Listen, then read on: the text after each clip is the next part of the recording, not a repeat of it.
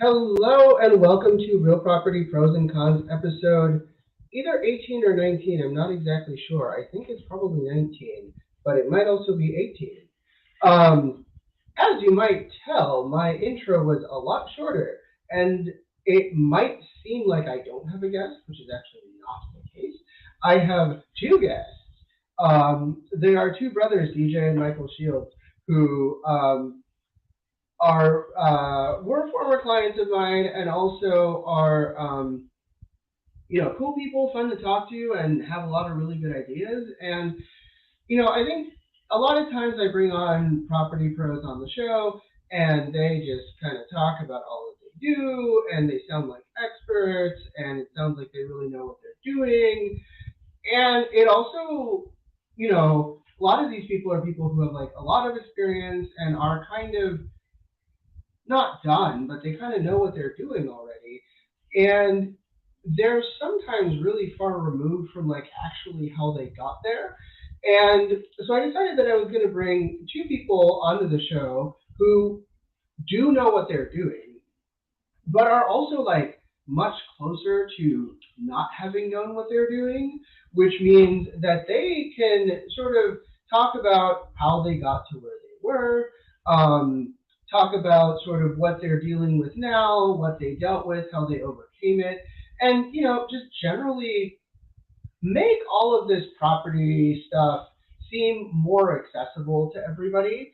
And that is definitely part of my goal as host of this podcast and show is to make you understand and feel like being a real property pro actually is achievable. It's not something that has to be like super hard or take a whole lot of time or take a whole bunch of I don't know what. So with that, I will bring them on to our show, and we're going to have a nice, fun, long conversation about their experience as real property pros, real property owners, and also what their future goals are and how they plan on achieving them. And we will interview them right after this brief interlude.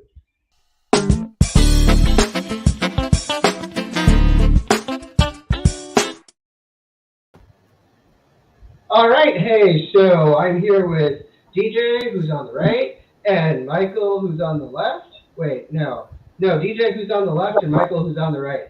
I'm not exactly sure. Michael or DJ has glasses, and Michael does not have glasses. Which We'll go with that. whoever's on which side. Um, and they are two brothers. They're veterans. Thank you very much for your service.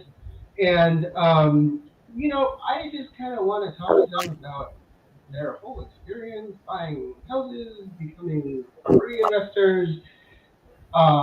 Really great conversation about people who helped them along the way, giving them good advice, and what their future goals are. And that should probably take up an hour.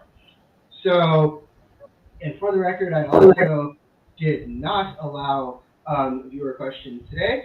So it's just going to be kind of like a No question. two-person. Yes, no questions from me, but not questions from the audience. And we'll just kind of talk a little bit about everything that went on and go from there. So, first of all, thank you very much for being with us, being with me. I was, I sometimes say that it was like on short notice, but like you actually really pulled through on very short notice. So I gotta say that you're both really awesome for doing that. Um, Yeah, no, we stay ready. so Anything to help. thank you. Um, but the first question that I have for both of you is,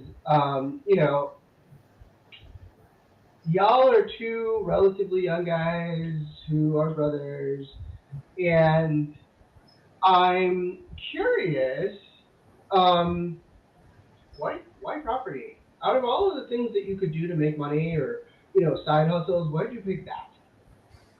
Well, to be honest, it just kind of started with this whole. We took a look at our surroundings and we just kind of we looked at our patterns. We figured out what was working, what wasn't working. We started like with really COVID really helped us jump into it, but it was like right before COVID, about 2019, 2018, where I'm fresh out the military. Me and him had already been living together just because I wanted to live off base. So we already were real close. And then, yeah, when I moved out, we wanted to be closer to his mom. So we moved out here just because we wanted to come to California. And then, we just did what we knew. We, get a job. We both had military experience. We both had working experience. So we found work real easy, and the pay was solid. But we were still just, renting, and after a while, we started, all right, let's start making sacrifices. Let's stop going out. Let's kind of like figure out what we can do to elevate ourselves to the next level. Because that's all it really started from, was just, we looked at where we were and was like, all right, what's better than this? How can we grow from this? And for myself, it was basically, I like you were saying, we're both veterans. I got out, went back to the working force. And then after going through, starting at the bottom, working my way up to a supervisor, moving somewhere else, doing the same thing again, it really was hard to really move forward and really start enjoying life how I wanted to. And then I just kind of realized, just working a regular 9 to 5 wasn't going to cut it. So then, like you were saying, when we made a joint decision to move out here to California to come live next to close to my mom. But then when COVID hit, like, that really made me start thinking like, yo, we need multiple streams of income. And I've always been a hustler. Like I've just been a hustler. Let's just say that. And so, just started studying. I'm a YouTube graduate. So I just, really hit hard on YouTube, and first, started learning about stocks and how that moved and all that stuff. But then what really got to me was the cash flow that comes with real estate. And not only the cash flow that comes with real estate, but the equity that comes with that also, and then how you can leverage that. So then that really pushed us to where I came to this man. I was just like, yo, we need to buy a house. And we bought our first house, and we've been game planning ever since then. That's awesome. And, I think, so, this is actually streaming now on YouTube, so that means that other YouTube graduates or other YouTube students will probably be watching what you're talking about. And one of my questions that I have is, like, you have good information, right? I've worked with you, I've, advised you and whatever, but, like, you usually come to the table with pretty good information and a pretty good idea of, like, what you need and also what you don't know, right? So those are two really important in order to achieve success, especially kind of as quickly as you have. Understanding the difference between what you know, making sure that what you know is the right information, and also what you don't know is really important. So I'm curious, how did you kind of tease apart those 4 pieces of information, or 3 pieces of information? I want to say we started with knowing that what we're doing isn't going to get us to where we want to be, or at least the lifestyle that we want to live. And I'm not trying to live anything too extravagant or crazy. It's just I want to be able to live the lifestyle that I want to live. And I don't want to have to go have somebody tell me, hey, you have to be here at this time. You can have lunch at this time. Yeah, it's just freedom of time, freedom of like that type of financial freedom of just being able to, yes, like wake up when I'd like to, eat when I'd like to, work when I'd like to. So it stemmed from that, and then it just became into how do we start doing that, and then we had to humble ourselves and accept, like, all right, there's some things that we don't know, and then we jumped on YouTube. We really just took in all the information that we could, and then we ran it by each other, just like, hey, like, this is kind of what I figured out, like, this is what I watched, this is what I read, what do you think? He would give me back his input. Oh, well, yeah, that's affected by this is affected by that, this is what I watched. So we would just kind of just come together on like what we figured out in our time apart, come together on it, and then we figured out, okay, then this is the best way to move. This is the best way to move. We understand that we're new, so we're not going to be perfect. Like we understood that we're going to make mistakes at some point, but we just at every point was like, okay, well, what are all the common mistakes? Like how can we avoid those? And then just we just gave it our best shot, and then so far everything's been working out. Like we just haven't, made a mistake yet. and not being scared to ask questions. You know what I'm saying? Like some people, they'll have that question in their mind, but then they won't want to ask it. Like I'm the type of person, if I have a question, I'm gonna ask it, and then I might have 3-4 more questions that come from your answer. So then I'm gonna continue going till I have that complete understanding. And even if I don't have that complete understanding, I'm gonna ask questions until I do have that understanding. And that's the main thing, is it's just making sure that the information registers, and then that way when you take it out to go apply it, you actually know what you're doing. Yeah, you start to see things that you recognize that you heard about while you were in the research stage, and then you just, okay, well, this is what I researched, this is what I heard about, and if they say this is what's going to happen, and then you see like after it happens, then you see like, yeah, exactly what I researched would happen. So I guess I should just keep following suit, and then it's the same thing. You just take in all information from everywhere you can, and then when it comes to asking questions, it's asked about what you don't know, and then it's asked for what you might be able to get. It's like it's like a closed mouth, don't get fed type of situation. If you don't ask, hey, can I have a bite? No one's gonna let you have a bite. So that was just kind of the mindset that we took when we approached it, and then when COVID locked everybody in the house, we were already in the house. We were already just kind of in that mode, and then COVID like sealed the deal, and then we just took it seriously from there, and we haven't stopped since. Yes, and it popped out under there. Not so much ask questions to the audience, but just like your idea that you should ask questions, and I think that's really helpful. How did I hear that you said you didn't make any mistakes, which is impressive, but I'm curious. How did you avoid those mistakes? Relative. That's relative. We did have. There's still like personal comfortability mistakes. We're still good. So I can give you an example of the pool that came with this house. Like when we purchased this house, the pool was torn up. No. When we first looked at it, it was like a swamp, right? Yeah. So then we're like, it was a fish pond.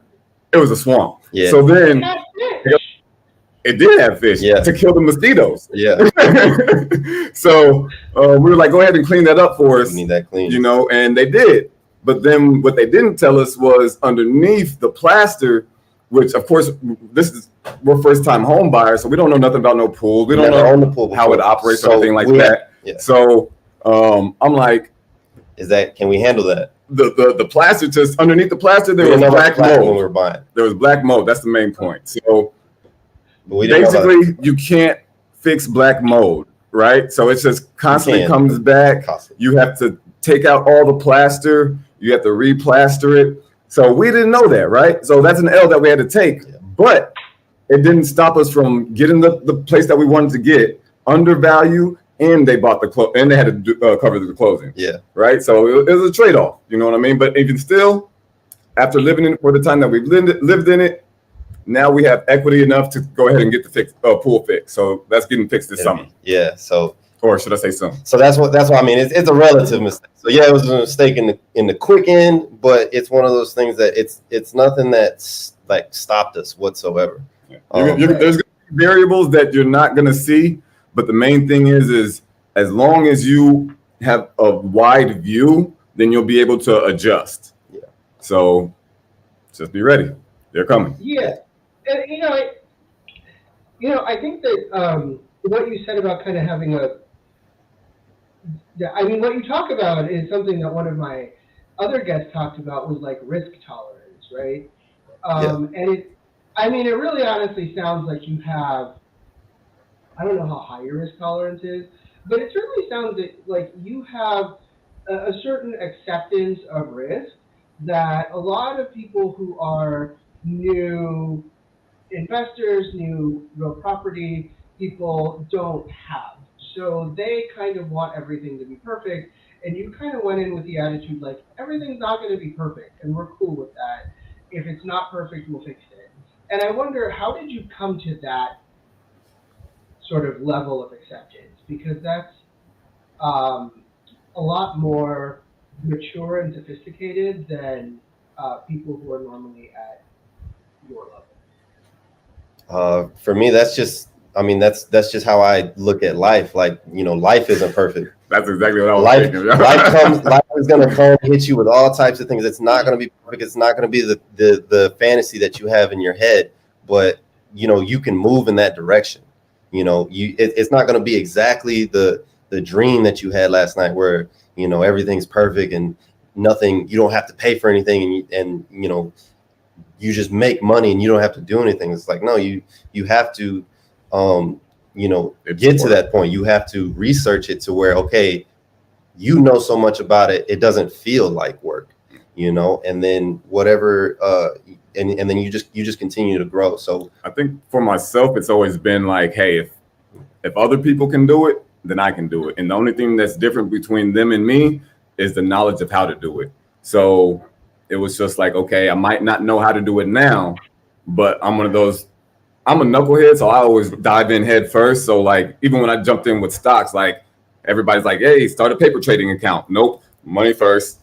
Lost, but that helps me learn more, So when I have those real life experiences, then that just lets me know, like, hey, it's time to move when it's time to move. When you have something in front of you that you want to move towards, that goal, that life goal, that lifestyle, whatever it is, it's going to take movement and you're going to be uncomfortable in certain situations. But again, if you keep a wide view and you really research what you research in, then like you were saying, your risk to reward is going to be higher. Exactly. So you really won't worry about the bad because you already know the good is going to outweigh it, basically. Yeah. Absolutely. And, I'm curious, since you're both veterans, to what extent does having been in the military shape that sort of life philosophy? Like, does the military sort of train you to take on more risk than the average person?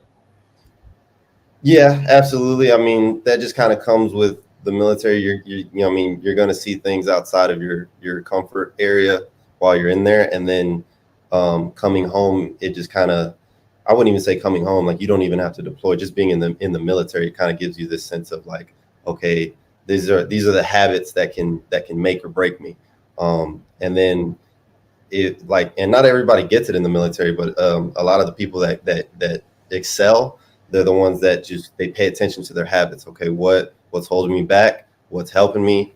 And then they just adjust from there. They say, okay, I've been drinking too much soda.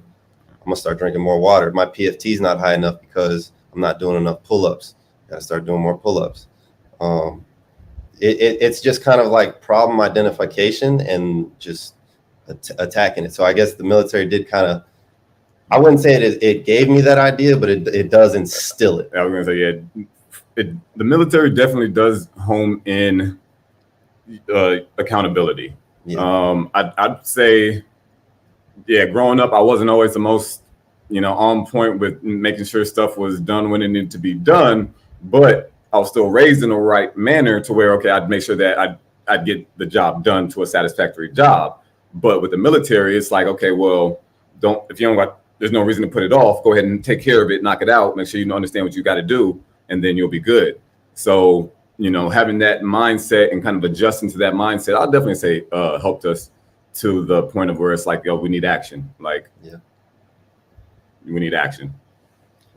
And then I would say like I didn't mean to cut you off, but yeah, I would say like it does kind of also instill like an aggressiveness in your mindset too. When it is like when you have a goal, get it done. Attack that you have. Get her done. Put all your energy into figuring that out and knocking it out, so that way you can, once it's done, then you can focus on the next thing. Or if like, and then it just gets easier. It gets to a point where there's less things that you have to focus on because you've knocked everything out.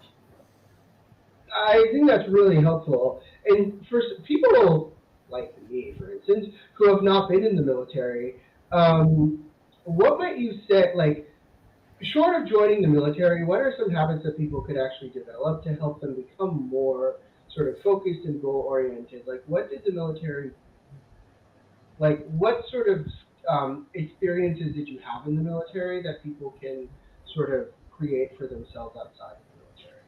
If that question makes sense. That's a good one. What's an experience they could recreate?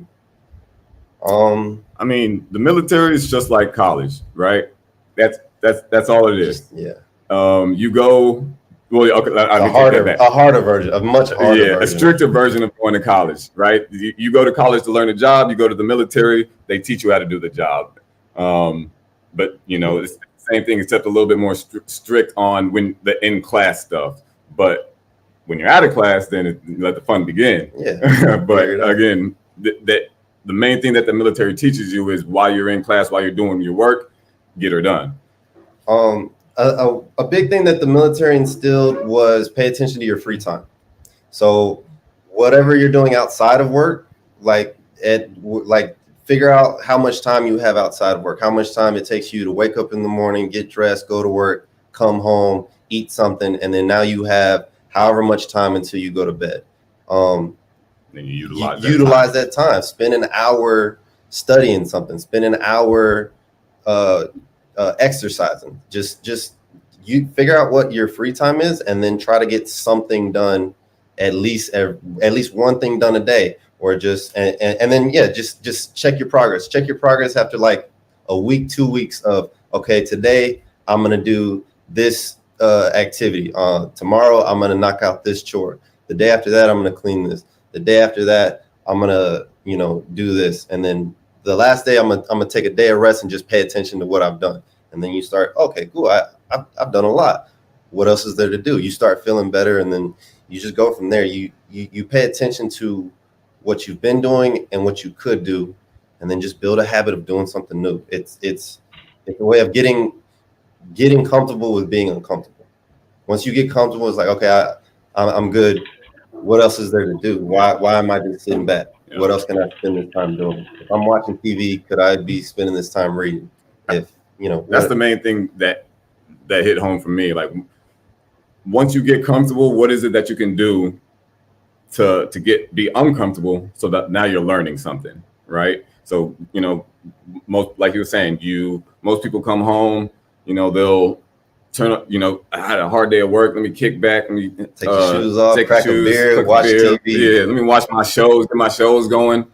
When I get home, I take my stuff off, and then I'm studying for like an hour, and then I'm working out for 2 hours, and then after that, hour and a half, and then no, it's 2 hours, and then it's been an hour and a half really, because we've been sore. But and then after that, maybe I'll watch a show for an hour and a half. But it's that time management to where we focus on the big goal of, hey, we want to be millionaires down the line. So to do that, I know that I have to do something each day, like you're saying. So an hour, 2 hours, whatever it is.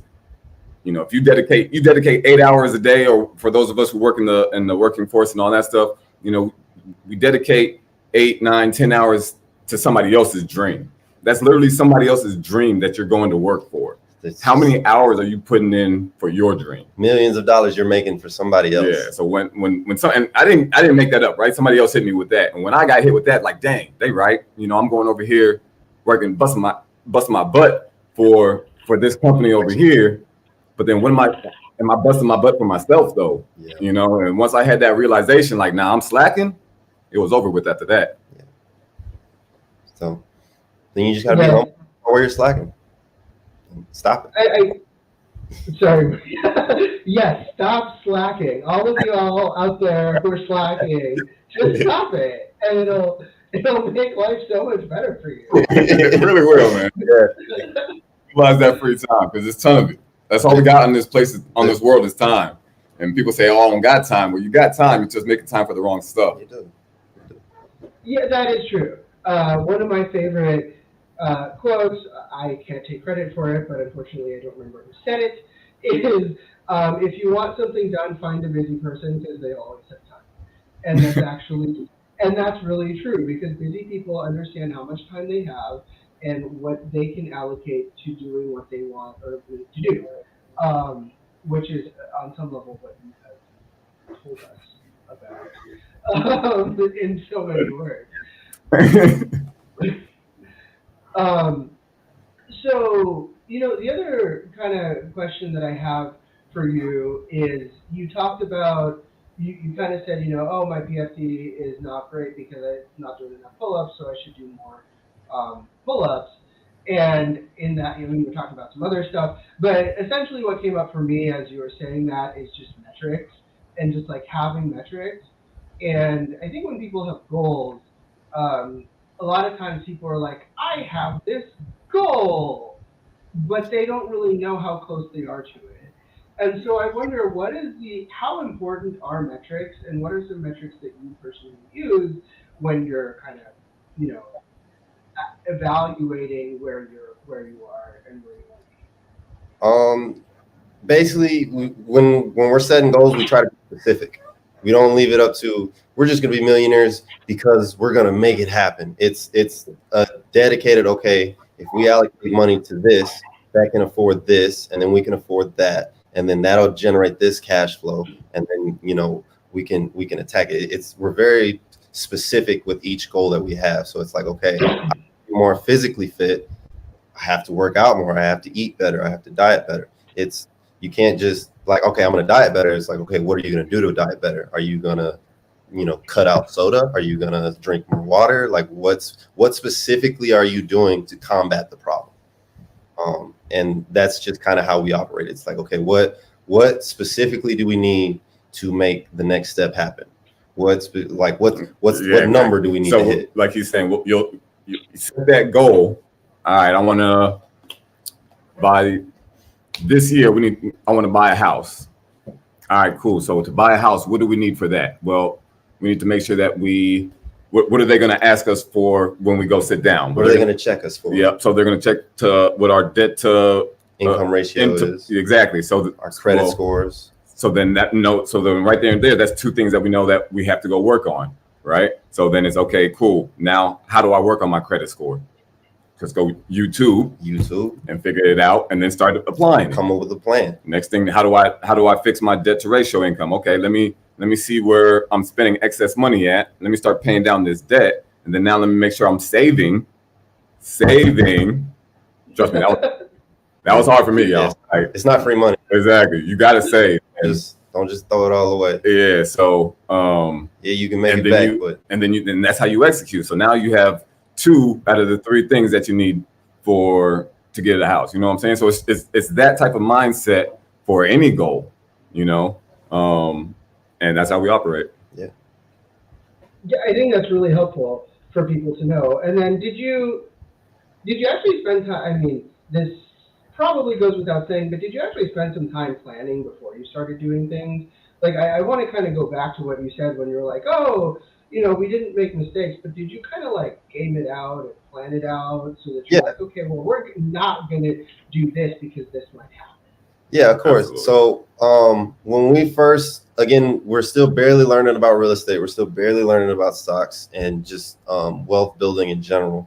But while we're in that stage, it was, I forgot what I was going with that. Sorry. So while we were in that stage, it was just, okay, what are we comfortable with and what are we trying to do and how can we accomplish it? Like, so for us, at a certain point, first it was, did the numbers make sense? What can we afford on our monthly payments?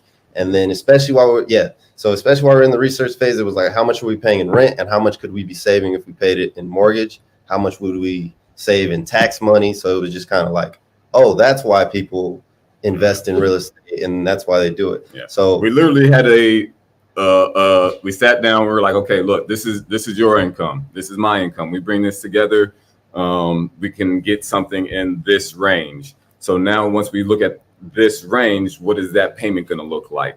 Are we going to be comfortable with that payment, or are we going to need somebody else that's going to help us make that payment? Get a roommate or something along that line. Yeah. Are we going to be comfortable in that house? Does the house we have dogs? Does the house have a yard for the dogs? It was just we just looked in the mirror and then we decided, okay, what do we need? We sat down. And we literally wrote it down on like multiple lists. We had whiteboards and paper, multiple lists of just pros and cons. And then even the first time, and then we discussed the mindset that we were going to come into going into it too, because we were like, okay, well, the first time we looked, we looked at, and the house prices were better.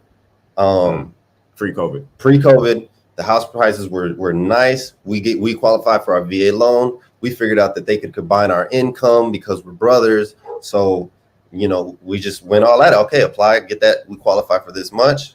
That's our range. Cool. What's available to us? And then we looked around. We found one house that was all right. There was, again, it was some sacrifices that we were like, okay, these is what we'd have to sacrifice. This is what, you know, we're going to have to work on.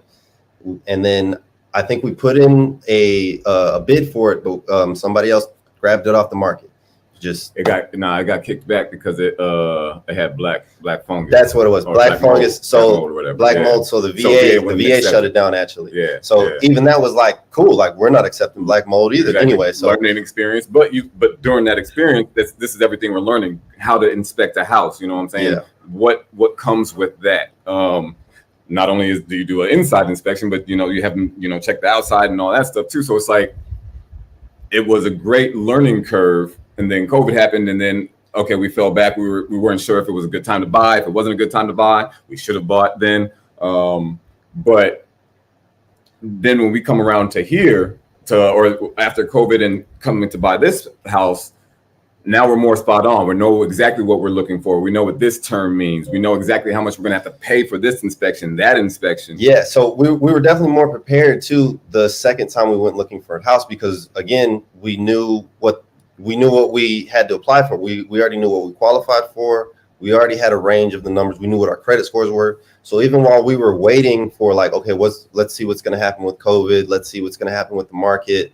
At the same time, we was like, okay, if they're going to check our credit scores, let's focus on that. So again, we dedicated, all right, like let's build our credit. Let's start paying our bills with a credit card. Let's use a credit card as a middleman for our bills that we already pay with our debit card money. Like, just why not? That's easy credit points that we got. And it was just little dedicated things like that. Okay, the car, that loan is really holding me back. Let me go ahead and put extra money into paying that off. So we just, we knocked off, build our credit back up. We reapplied.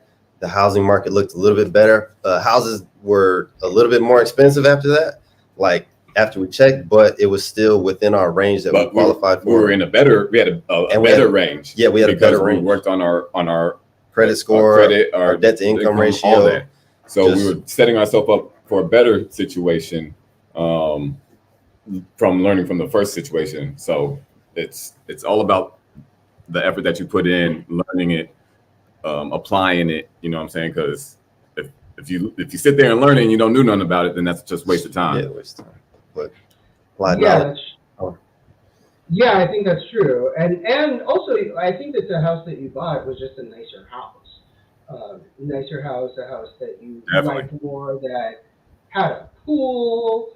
Even though the pool has black mold, but like it had a pool. I got them to clean it, so we were like, I got like 3-4 swims in it though, so I was good that summer. Yeah, but the pool, next summer, spa.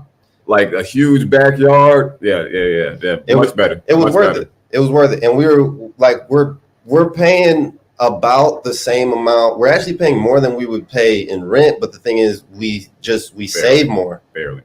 Barely.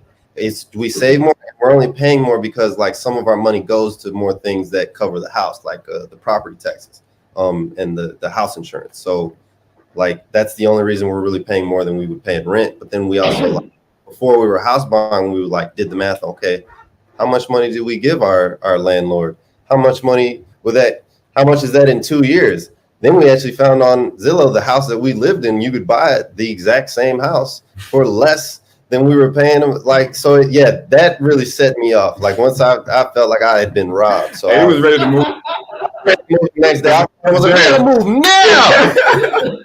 So $60,000 from us. Like I was living. But yes, it's just we like you do end up paying more, and I think that's what scares new people. But you save much more than you pay, and then it's just the return is better. Yeah, you live get the tax benefits. You feel more comfortable. You have more space. Comfortable. Yeah, I think that's great. We got get more comfortable. Yeah, I think that's true, and it sounds like you're more comfortable in your new house than you were in the place that you Yes. lived in before. Definitely. Yes. Yeah. Oh, this Awesome, awesome. And I am curious about sort of like how does it? Well, so I'm going to kind of move to this other question of like how does it feel to kind of be homeowners? Like, do you feel like do you feel more financially stable? Do you feel more comfortable? Do you feel like you're able to not like physically comfortable because the house is bigger, but like sort of have psychological peace of mind? And also, do you find that like financially you're suffering really being homeowners, or do you feel like you're just kind of in a reasonable financial spot, even Nah. compared to before?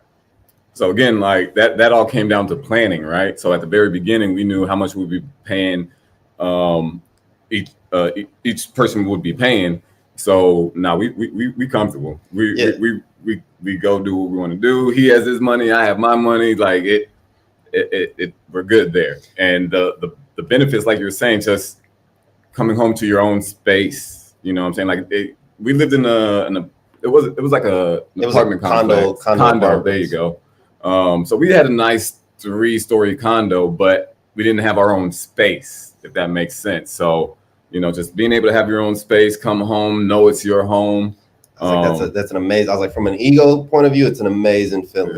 Yeah. It's just you feel like, yeah, like this is mine. I own this. I can be as loud as I want.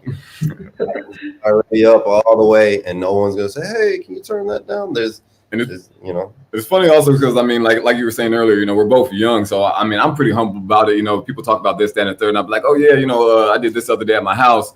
Wait, you have a house? Yeah, I do. You know what I'm saying? Like that is a good feeling. I'm not gonna lie. Yeah, that's a good feeling too, because then people were like, "Oh wow, like you already own a house too." And then I think like this place is amazing, and it's really just a stepping stone for us because Exactly. This is just a starter. Yeah, like now we know, all right, this is what comes with it. This is what we both do on the regular. So now it's like, okay, when we elevate from this position, I feel like we're gonna leave from a great just jump from a great place. Like when we finally build up some equity in this place, maybe we get our VA entitlements back, what have you, and then get the next property. We both live in this other property. This property we still own, and it pays for itself, and it's multi-units next. Yeah, multi-units are next. So it's nothing but we can elevate from here, and then like the sky really is the limit. So it's just it's one of those, like, it feels like a dream's coming true, and it's like we're like tiptoeing right on that millionaire stage. So that's why it's like, whoa, like we really can do that. It's kind of surreal. It is a surreal feeling, and as you were saying, like we're no real estate professionals. We don't have no degrees in this. Like I'm studying to try to get my real estate license here soon. So friends, holla at you. But yes, sir.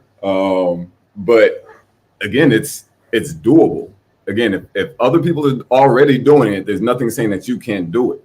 So that's the only difference of the mindset that we had is, okay, cool, we can do it too. So it's just been a nonstop grind. And of course, it's not going to be quick. It's not going to be easy. But as long as you do your research, you'll know what's coming. You'll know what to expect. And you'll grow exponentially. Exactly. We're literally thinking about buying a multi-unit next, which, okay, we bought this for about $800,000, which all multi-units are around 1.5, if not higher.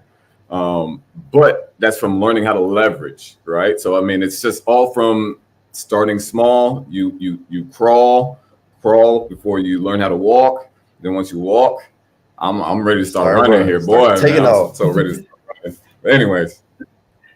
I think that's great, and that goes to the next question that I had for you, which is, what are some of your future goals? And it sounds like one of your future goals is to get a real estate license, at least Mike. And the other future, like in terms of, and the other future goal is kind of like finding a multi-unit property. And so in the time we have left, which is like a little bit of time, like 15 minutes or so. I'm kind of curious, what are you doing to plan for that? And like, what do you see as being like some of the differences between owning a multi-family, multi-unit property versus owning your own single-family residence? It'll mainly be a cash flow thing. Is this cash flow positive? What, and then how long could we stay afloat if we can't get tenants in there?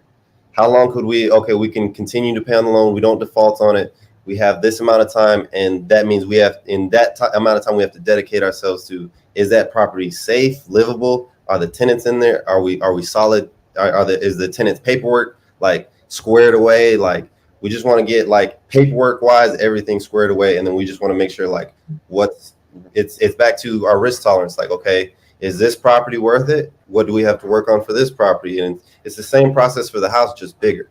And then we have to take into account, our tenants aren't going to be us.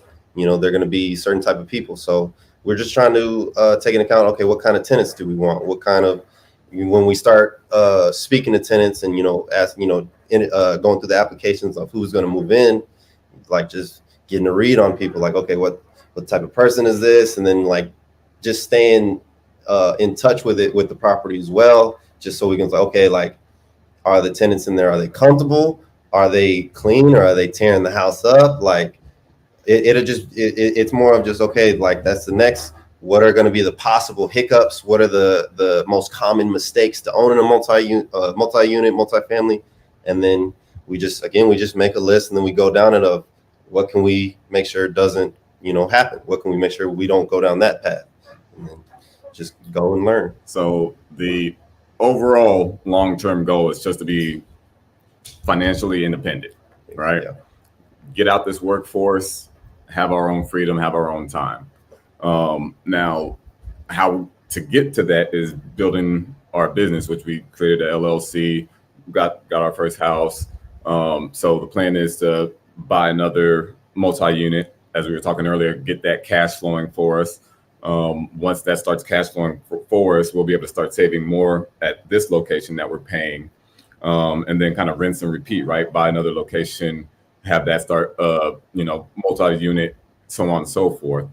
But then overall, to continue with that, because it doesn't just stop there, because, look at what's going on in the economy now. Who knows what's going on with the real estate, how that will be, but we're setting ourselves up for that. So already working on some leverage to when the time is right to buy, probably mid next year, after the housing market correction happens, if there's one, or just seeing how the scenario plays out.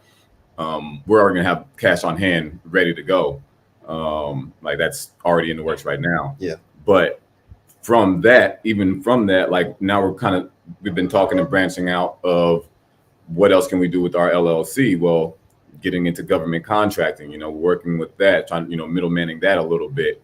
So that's another area that we're going to try to start branching off into, right? So it doesn't just stop here with this one house, or it doesn't stop with the next house. It doesn't stop with just real estate. It doesn't stop with just real estate. Every avenue that we can do successfully, and then ideally, once we start scaling and we get bigger, then when we can start delegating with people that we trust, like, okay, like, and then we just want to be the boss. Like, all right, bring all the paperwork to us. We'll give the final say. So, all right, yeah, we'll sign off on that. We'll do this.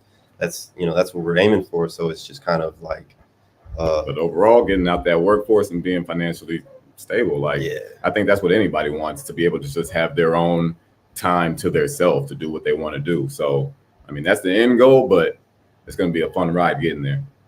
Yeah, and I think it's almost like I had given you these questions ahead of time, which I did not. But you really now touched on the next point that I wanted to get to, which was this idea of delegating. So the first question is, at what point do you feel that you will be ready to delegate? And the other question that I have is, what do you want to hold on to, and what do you want to delegate? So what about what you're doing is stuff that actually excites you, and what is it that you now think other people should be doing? What other people should be doing? Okay. First, say the question one more time. I said When will it be If you can't tell, I have like a whole bunch of questions. So the first question is, when do you think you'll be ready to delegate? And the second question is, what do you actually want to delegate? Is there anything about what you're doing now that you enjoy enough that you want to keep doing? Right now we're definitely not in the delegation stage at all. Just Hands like on. we're definitely all hands on. We're still, we have an understanding, but we're still new. Yeah. Like we're still new. So there's still just more things that we need to like completely make sure that are completely squared away, are completely handled on like paperwork, dot our I's and cross our T's, all that stuff. So Well, we got these lofty goals, everything that I just explained. Like we are very realistic in the time frame, and that most of this is at least a few years out. Well, at least the next property is a year out, but the other stuff of possibly like delegating and all that, probably not for at least 3-4 years. Really getting into the business, understanding it. Then that way, when we do delegate it, somebody can't come back to us and try to give us some funky numbers. What I mean? We know how to do it. Because it'll make sense. So the main thing is just always gaining that knowledge and experience. Once we know that that's good, and then we want to be able to focus on something else, then we'll go ahead and pass it off. Yeah. And then it'll just come down to the numbers again.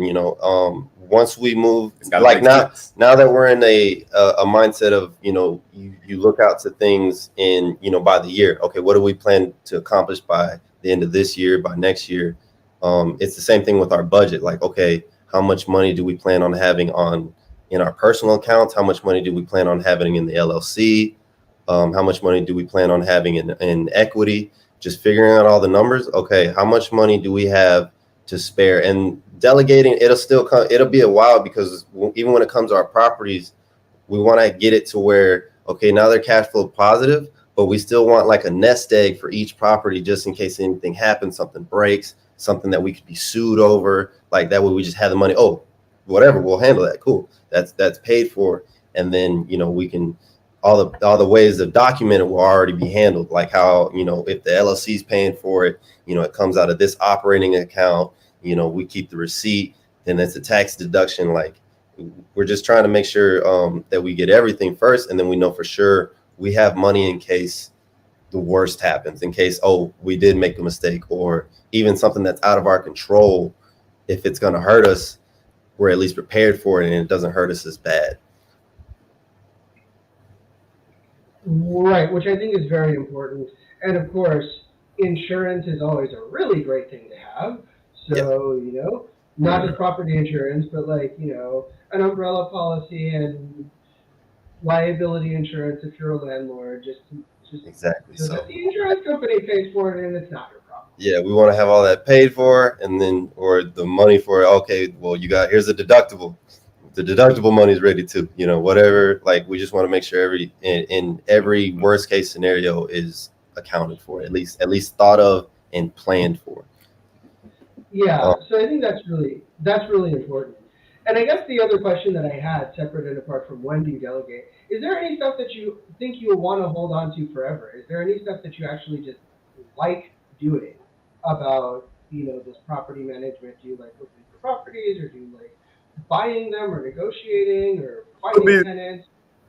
I think the negotiating and just the whole going out, looking at a property, and then just negotiating. Because France, we came hard at these guys. We came very aggressive. So that's to us. That is the golden part of, you're either going to get what you want or you're not going to get what you want, and we're just not scared to ask. Can you pay for that? Like that's messed up. Would you cover that? Would you get, and can we get credit for that? There was a couple times, y'all. France was like, "Hell no, I'm not going to ask him that." Why would they do that? That doesn't. I would like just try. Just see what they say.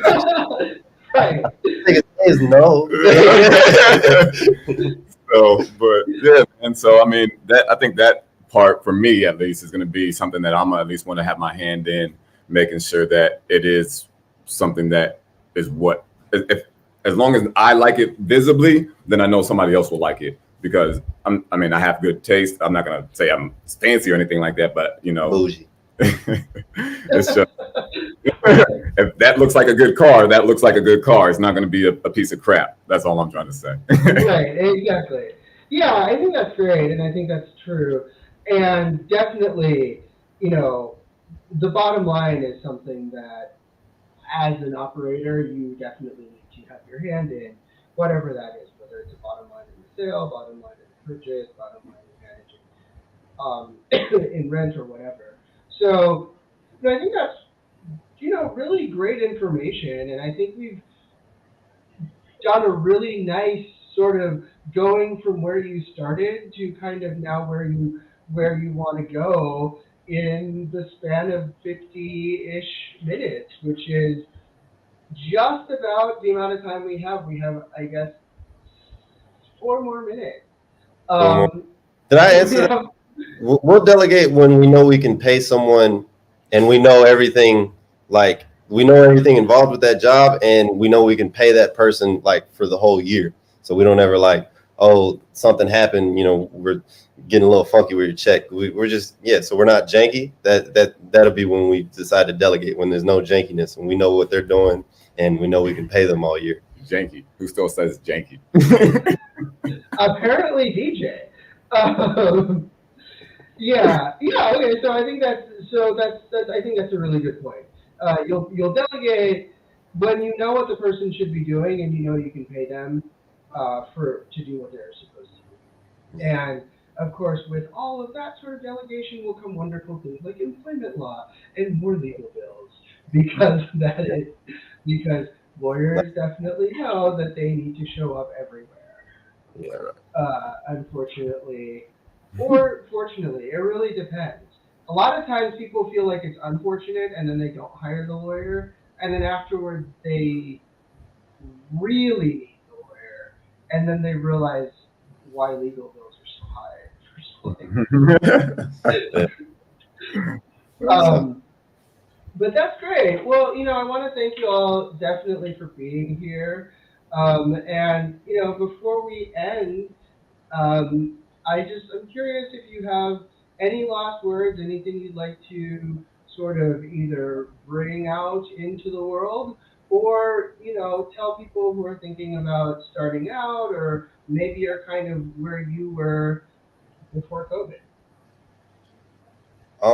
For me, not to sound harsh, but hey, just figure it out, man. Look in the mirror, figure out what your situation is, figure out how much money you make, figure out the numbers, and then figure out what you qualify for. Figure out what's holding you back and knock it out.